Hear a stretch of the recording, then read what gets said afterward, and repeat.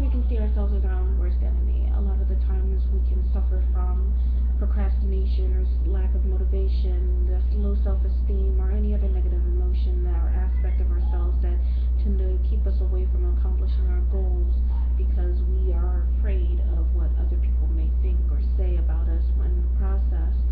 When over time it doesn't really have much of a doesn't really make much of a difference.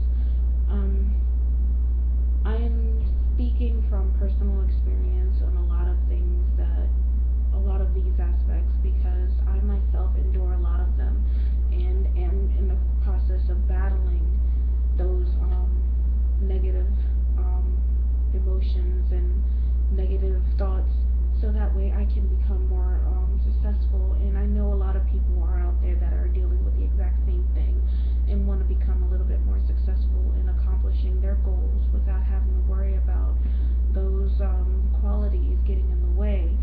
Basically, so this video is going to talk about how accepting your own individuality can help you accomplish your goals in the future, whether they be personal or professional.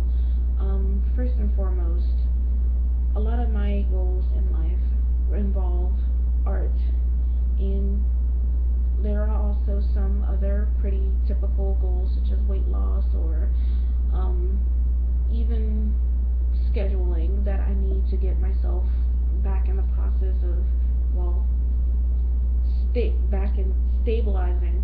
But I tend to be a little bit more afraid of not only what other people may think, but also of my own personal failures. And that in itself tends to have me set in my own ways. I just recently read an article by Steve Palvina who states that the linear mindset has a tendency to allow people to be set in their ways, and not only that, but also set themselves, set their success or their self-esteem based on their own personal successes in life, their physical success, such as a higher career or the success in their relationships. It's or even how much money they get.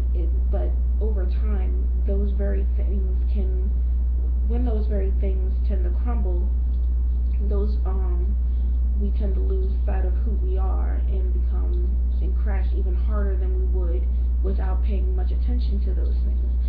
And that's kind of understandable, seeing how everybody has a tendency to think that way. And it's easy to base our lives off of the tangible rather than something that's not only intangible but also more solid and solid in a retrospective term. But